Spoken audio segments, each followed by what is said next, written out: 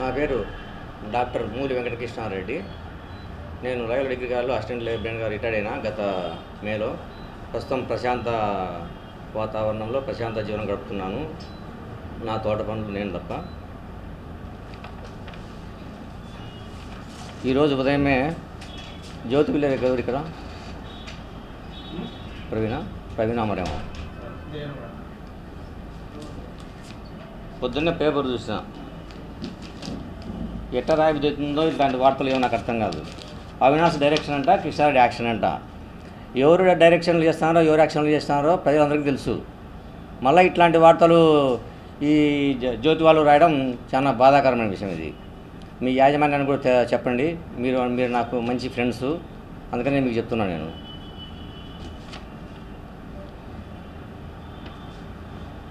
నేను first sir murder జరిగిన తర్వాత అక్కడ ఒక లెటర్ దొరికితే ఆ లెటర్ నేను ఇమీడియట్గా నరెడ్డి రాజశేఖర రెడ్డికి నేను తెలిపితే ఇట్లా లెటర్ ఉందని చెప్పేసి దాని ఇమీడియట్ దాచిపెట్టు, ఎవరు చూపించొద్దు అని చెప్తే అది ప్రాబ్లం అవుతుంది పోలీసులతో అని చెప్తే కూడా నీకెందుకు, నేను చెప్పిన పని నువ్వు దాచిపెట్టు ఎవరు తెలియకుండా అని చెప్తే నేను చెప్పిన ప్రకారం చేసిన. వాళ్ళ దగ్గర నేను పని చేస్తున్నా కాబట్టి, ఉప్పు పులుసు మా సారు వాళ్ళు తింటాను కాబట్టి, వాళ్ళేమో చెప్పినోని ఇరికిచ్చినారు. చేయించినోడు రాజశేఖర రెడ్డిని నాకు చేయించినోడు ఏమో బయట ప్రశాంతంగా ఎక్కడ వాళ్ళేమో బాగుండాలి, అందరూ హ్యాపీగా తిరగచ్చు. వాళ్ళు నీతులు చెప్తారు. ఇప్పుడు అట్లాంటివి రాయరు మీరు.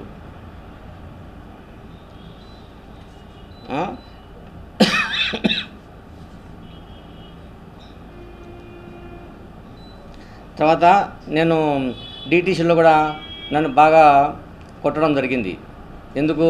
నరెడ్డి రాజశేఖర రెడ్డి ఈ హత్య చేయించింటాడేమో, నీకు మంచి ఫ్రెండ్ కదా నువ్వు చెప్పు అని. నేనేం చెప్పా, నాకు మంచి ఫ్రెండే కానీ వచ్చేప్పుడు మాట్లాడుతుంటాను, కానీ ఇలాంటి విషయాలు ఎప్పుడు ఈ టాపిక్ వచ్చేటి కాదు అని నేను యాజ్ ఇట్ ఈజ్గా ఉన్నది చెప్పేవాడిని. ఆ మాట చెప్తే వాళ్ళు కొట్టడం స్టార్ట్ చేస్తారు. ఇది అక్కడ నన్ను డిటీసీలో చేసిన పని. తర్వాత కొద్ది రోజులకు 13 రోజులు నన్ను అక్కడ ఉంచుకొని నన్ను ప్రకాష్ను ఎర్రగంగిరెడ్డిని రిమాండ్కి పంపించారు. రిమాండ్ 3 నెలలు అయిపోయింది. 3 నెలలు అయిపోయిన తర్వాత బయటకు వచ్చాము. కొద్ది రోజుల తర్వాత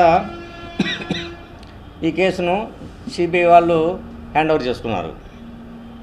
వాళ్ళు విచారణ నిమిత్తము ఏ టైంలో రమ్మన్నా కూడా కడపకు కానీ పులివెందులకు కానీ మా పనులు ఉన్నా కూడా మేము విడిచిపెట్టేసి వాళ్ళకి పోయి సహకరించి వాళ్ళకు మేము అన్ని విషయాలు చెప్పి వచ్చేవాళ్ళము. తర్వాత 3/3/2021 ఢిల్లీ నుంచి అప్పుడు ఇన్వెస్టిగేషన్ ఆఫీసర్ వచ్చేసి పేరు మాత్రం రాలే, దీపక్ గౌర్, ఆయన నుంచి నోటీస్ పంపించారు పులివెందుల స్టేషన్కి. అప్పుడు సిఐగా భాస్కర్ రెడ్డి సార్ ఏమో ఉన్నట్టుంది అప్పుడు నాకు తెలిసి. భాస్కర్ రెడ్డి సార్ నాకు ఫోన్ చేసి, కృష్ణారెడ్డి స్టేషన్ రా, నీతో కొంచెం మాట్లాడాలా, నీకు నోటీస్ తీసుకోవాలా అన్నారు. ఇమ్మీడియట్గా వెళ్ళా అక్కడికి. వెళ్తే ఇట్లా నీకు నోటీస్ ఇచ్చారు, ఢిల్లీలో సిజిఓ కాంప్లెక్స్ ఉంది, అది సిబిఐ ఆఫీసు, 3వ తేదీ నువ్వు అక్కడ 10 గంటలకు అటెండ్ కావాలా అని నోటీస్ ఇచ్చారు. సరే నేను తీసుకున్న వెంటనే నేను ఇంటికి పోయి నేను నరెడ్డి రాజశేఖర్కి కాల్ చేసిన, ఇట్లా నోటీస్ ఇచ్చారు, ఇట్లా ఢిల్లీకి పోమంటున్నారు అని.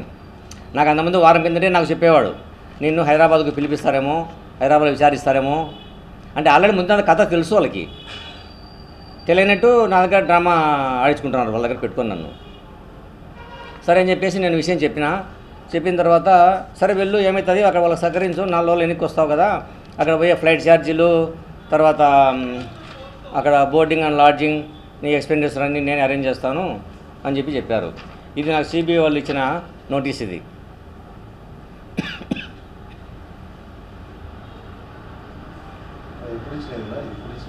ఫస్ట్ 2021లో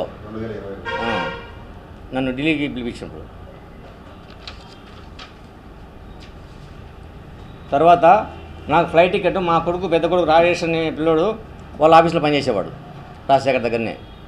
నాకు ఢిల్లీకి పోవడానికి ఫ్లైట్ టికెట్ కూడా మా రాజేష్ మన అకౌంట్లో డబ్బులు కట్టేసుకొని ఫ్లైట్ టికెట్ బుక్ చేయని ఫ్లైట్ టికెట్ పెట్టించాడు నాకు. తర్వాత ఈ పైన విజిటింగ్ కార్డు ఉంది చూడు, అక్కడ ఎయిర్పోర్ట్కి ఒక పిల్లని అరేంజ్ చేశాడు నాకు. అక్కడ రిసీవ్ చేసుకొని లాడ్జీ చూపించేసి అక్కడ చూసుకోమని చెప్పని. అక్కడ పాండే అని ఒక పిల్లోడు, రాజశేఖర్, నరెడ్డి రాజశేఖర్. తర్వాత నాకు పోయేటప్పుడు 50,000 రూపాయలు నాకు డబ్బు ఖర్చులకు ఇచ్చాడు.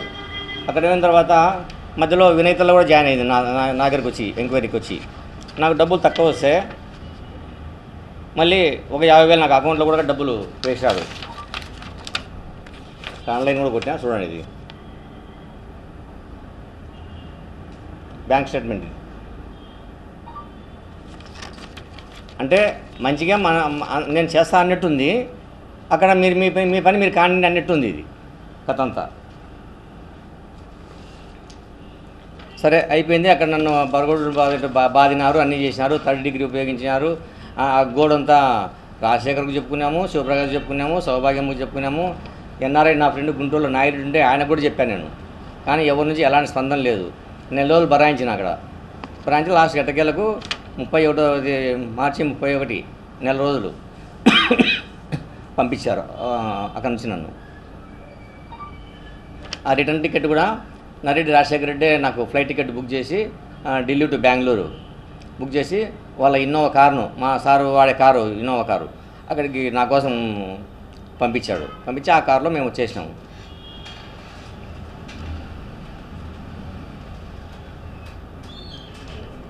తర్వాత 12/8/21 Pulivendula guest house suite number 4లో రామ్ సింగ్ సారు అక్కడ విచారించిన మధ్యలో నువ్వు అవినాష్ పేరు, భాస్కర్ రెడ్డి పేరు, శంకర్ పేర్లు చెప్తావా లేదా అని చెప్పి, ఇందులో ఇన్వాల్వ్ అయినట్టు చెప్పు అని చెప్పి నన్ను పెద్దలు చెప్పకపోతే నన్ను కట్టె తీసుకొని కొడితే నేను అరుస్తాను, కేకలేస్తాంటే బయట సురేంద్రనాథ్ రెడ్డి కూడా వింటున్నాడు, ఈసీ సురేంద్రనాథ్ రెడ్డి. ఈ పొద్దు దానికి సాక్ష్యాలు లేవు అని చెప్పి పేపర్లో రాస్తారు ఈ జ్యోతివార్లు. ఇంత దారుణమా? చేసేదో నిగ్గట్టుగా తెలిసి జీవితంలో ఎల్లకాలం 1000 ఏళ్ళు ఏమి బతకరు కదా అందరూ. ఉన్న 90 ఏళ్ళు 100 ఏళ్ళు బతుకుతారు. బతికిన వాళ్ళు ప్రశాంతంగా మంచిగా అనిపించుకొని పోవాలా. నిజాన్ని నిర్భయంగా ఒప్పుకోలేదు కనుక ఎవరినో బలి చేయడానికి ఇంకొకరి మంచిని బలి చేస్తారా మీ కచ్చలతో?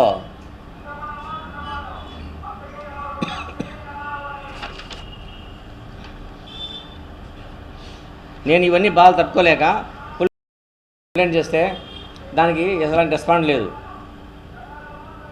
నా కూడా ఎవరు చెప్పుకోవాలా? లాస్ట్కు కడప ఎస్పీ గారికి నేను 13/12/2021లో మళ్ళీ ఆయనకు ఒక కంప్లైంట్ లెటర్ ఇచ్చినాను. ఆయన కూడా ఏం లేదు, ఆ ఎస్పీ గారు కూడా. సరే ఇంకేం చేయాలని చెప్పేసి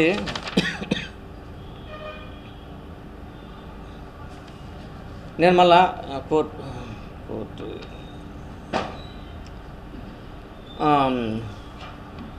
పులివెందులకు వచ్చి మళ్ళీ నేను పులివెందుల కోర్టులో కంప్లైంట్ చేయాల్సి వచ్చింది.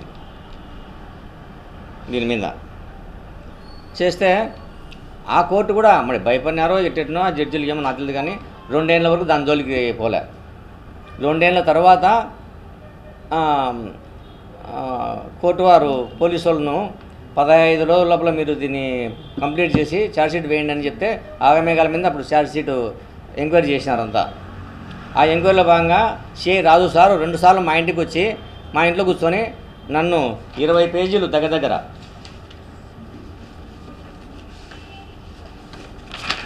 20 పేజీల స్టేట్మెంట్ నాతో తయారు చేయించినాడు, రాసుకున్నాడు ఇదంతా. సరే ఇదే బాగానే ఉంది. 18/10/2021లో అంటే 17వ తేదీ మా కొడుకును సునీత రాజశేఖర్ అవుట్ ఆఫ్ ప్లేసెస్కి తీసుకెళ్ళి సెల్లు ఆఫ్ చేసి మా వాడిని నానా హింసలు పెట్టి ఎట్ట తిరిగి మీ నాయన నువ్వు ఒప్పించు లేదా ఇబ్బంది పడతారు, మీ నాయన అంతా తెలుసు అట్లా ఇట్లని మా వాడిని ఏడిపించేట్టు చేసి తలకాయ నచ్చేట్టు చేసి సాయంత్రం వరకు ఇబ్బంది పెట్టినారు. వాడు సాయంత్రం ఫోన్ చేసి వాడు ఏడుస్తుంటే తట్టుకోలేక నేను ఏం రా ఎందుకు ఏడుస్తున్నావంటే ఇటు నన్ను వాళ్ళు ఏంటంటో మాట్లాడుతున్నారు అంటే నా తలకాయ పగిలిపోతుంది, నేను నా వల్ల కావడం లేదు, నేను చచ్చిపోయేటట్టు ఉంది అనిపించే అంత మాట్లాడితే నీకేం భయం ఉందిరా, ఏం మనమే తప్పు చేసినామో చెప్పురా ఏంటంటే వాళ్ళు నిన్ను రమ్మంటున్నారు, నన్ను చాలా ఏదేదో మాట్లాడినారు, నువ్వు హైదరాబాద్కు రావాలంట అన్నారు. అంటే వాళ్ళని నాకు ఫోన్ చేయమని చెప్పు అని చెప్పాను నేను. చెప్తే వాళ్ళు నీతో మాట్లాడాలంటే భయం అంట, అందుకే నన్నే ఫోన్ చేయమన్నారు అని మా వాడు చెప్పాడు. నేను అప్పుడు కడపలో పనిచేస్తాను, నేను ఆర్ట్స్ కాలేజీలో. లీవ్ పెట్టుకొని ఇమ్మీడియట్గా నేను వచ్చి అదే రోజు 17th నైట్ నేను వెళ్ళిపోయాను హైదరాబాద్కి వెళ్ళిపోయి అక్కడ దిగుతానే నేను ఫ్రెషప్ అయిపోయి మా కొడుకు నేను ఫోన్ చేస్తే నరేడి రాజశేఖర్కి ఫోన్ తీలే. మళ్ళీ ఒక 20 నిమిషాలకు మళ్ళీ ఫోన్ చేస్తే ఇట్లా వచ్చినానని చెప్తే నువ్వు పాత ఆఫీస్ కాడికి వద్దు అంటే రన్నింగ్లో ఉండే ఆఫీసు, అక్కడ సీసీ కెమెరాలు అన్నీ ఉంటాయి కదా, ఏడ బయట పడతామనుకొని వాళ్ళ ఆలోచన. అంటే ముందు మనకు తెలియవు ఇన్ని, వాళ్ళు ఆల్రెడీ ప్లానింగ్లో ఉండేటోళ్ళు వాళ్ళ పేరు. మనం ఉన్నట్టు మాట్లాడడానికి మనకేం భయం ఉందని చెప్పేసి మనం అనుకుంటేవాళ్ళము. తర్వాత కొత్త ఆఫీస్ ఉంది, కొత్త ఆఫీస్ కాడికి రా అన్నారు. కొత్త ఆఫీస్ కాడికి వినాం. మేము పోయిన 10 నిమిషాలకు వాళ్ళు వచ్చినారు. పైన కూర్చున్నాము, నలుగురు ఇట్లా కూర్చున్నాం, మా కొడుకు నేను వాళ్ళిద్దరు కూర్చొని నువ్వు రామ్ సింగ్కు చెప్పినట్టు సహకరించాలా, లేకపోతే నువ్వు ఇబ్బంది పడతావు, మళ్ళీ మేము సేవ్ చేయలేము. ఈరోజే ఢిల్లీలో షాసీ తయారు చేస్తున్నారు, ఇంకా ఇది లాస్ట్ ఇదని చెప్పి అన్నారు. మీరు ఏం లాస్ట్ చేసినా నేను ఉన్నట్టు చెప్తాను, అంతేగాని మీరు లేని చెప్పాలంటే నా వల్ల నేను చెప్పలేనట్లా, నా వల్ల కాదని చెప్పిన. ఏం మాట్లాడుతున్నావు అని చెప్పేసి నా మీద ఫైర్ అయినారు. సునీత మరీ 2 months ఫైర్ అయింది నా మీద. అయితే నేను కూడా అట్లే మాట్లాడినా, ఏం భయపడాల్సిన అవసరం ఏం లేదమ్మా, మీ దగ్గర ఏం మీ దగ్గర పనిచేస్తానని చెప్పేసి మీరు ఇష్టమచ్చి మాట్లాడితే ఏం బెండే పరిస్థితి ఏం కాదని చెప్తే రాజశేఖర్ వచ్చేసి నా పక్కకు వచ్చి కూల్ అని నన్ను సర్దుబాటు చేసి భుజం మీద తట్టరేసినాడు. ఆ టైంలో సునీత ఏమంటుంది రాజశేఖర్ని, కృష్ణారెడ్డి ఈ కేసులో మనం సహకరించకపోతే నువ్వు జైలు పోతావు రాజశేఖర్ అని అనింది. ఆ రోజు నుంచి నాకు వాళ్ళిద్దరి మీద నాకు అనుమానం, వీళ్ళ పాత్ర ఏదైనా ఉందో సార్ మీద అని చెప్పేసి. లేకపోతే ఎందుకన్నా ఆ విషయం ఆ మాట. సరే అది అయిపోయింది, నేను బాయ్ అని చెప్పేసి వచ్చేసినాను. నేను 10 నిమిషాలు కూడా లేను వాళ్ళ దగ్గర. నేను వచ్చేసి నేనే సౌభాగ్యం దగ్గర పోయినా. సౌభాగ్యం విషయం చెప్తే ఆమె చెడబడ కూతురు వాళ్ళని తిట్టినట్టు మాట్లాడింది మా ముందరేమో. వాళ్ళకేం పని పాటలేదా, వాళ్ళు వచ్చి 2 రోజులు కాదు పిల్లిందల్లో, అక్కడే మాట్లాడచ్చు కదా, నీకే ఇంత దూరం మళ్ళీ నేను పిలిపించుకోవడానికి అవసరం ఉంది అని చెప్పేసి అప్పటికి ఆమె మజ్జిగ తాగిన. నేను మా కొడుకు, నువ్వు అసలు సాయంత్రం వరకు ఎందుకు, ఇప్పుడే వెళ్ళిపో, నేను డ్రైవర్ని పెట్టి పంపిస్తున్నా అని చెప్పేసి అప్పుడే కడపకు నాకు కారు ఇచ్చి పంపించింది ఆమె. ఈ పొద్దు పేపర్లో ఏం రాసినారు, దీనికి సాక్ష్యాలే లేవు, మేము డ్రైవర్ని పెట్టి పంపలేదు, సీసీ ఫుటేజ్లే లేవు, మేము కలిసనే లేదు సునీత రాజశేఖర్ అని. లొకేషన్ తీయండి తెలుస్తుంది మీకు, ధైర్యం ఉంటే కనుక తీసి చెప్పండి. మేము అందరం కలిసినామా లేదా, మేము నలుగురం వస్తాడని, డ్రైవర్ని పంపించినా లేదని డ్రైవర్ నెంబర్ నాది, లొకేషన్ పెట్టండి, డేటా తీయండి. ఊరిక పేపర్లో రాయించుకుంటూ సరిపోతుంది అన్నీ.